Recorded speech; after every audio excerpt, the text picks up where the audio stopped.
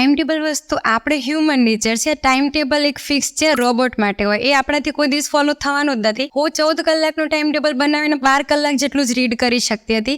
Because કોઈ બી વસ્તુ તમે લખી દો છો, પણ આપણે ઘણી વસ્તુઓ ટેકલ કરવાની હોય છે રીડિંગ સિવાય બી ઘણી બધી. તો તમે શરૂઆત કરો સવારથી, ત્યારે એવું થાય કે તમે 7 વાગે બેસી જવાનું ટાર્ગેટ કર્યું અને 7:15 ત્યાં થઈ ગયા હોય. તો ઘણા લોકો એવું કરે કે આજ તો 7:15 થઈ ગયા તો 8 વાગ્યાથી ચાલુ કરીશ. એ વસ્તુ ના કરતા જ્યાંથી તમારું ટાઈમ ટેબલ છૂટ્યું છે ત્યાંથી પકડવાનું ટ્રાય કરો. કે આજે 7 વાગે બેસવાનો તો વાંધો નહીં, 7:30 થઈ ગયા તો બસ અહીંયાથી હું સ્ટાર્ટ કરું. જે વસ્તુ છૂટી ગઈ છે એના ઉપર અફસોસ ના કરો, પણ જ્યાંથી છૂટ્યું છે ત્યાંથી પકડી અને પછી એની સાથે ચાલવાનું ટ્રાય કરો. તો એનાથી ભલે થોડું આગું પાછું થશે પણ તમારું સિલેબસ કવર થઈ જશે. અને ટાઈમ ટેબલમાં પોતાને સ્પેસ આપો. એટલું બધું ટાઈટ ટાઈમ ટેબલ ના બની દો. અને ટાઈમ ટેબલ કોઈનાથી કમ્પ્લીટ નથી થતું. જે લોકો એવું કહેતા હોય કે ટાઈમ ટેબલ કમ્પ્લીટ થાય છે 2-3 દિવસ કે 1 અઠવાડિયા માટે, પછી તમે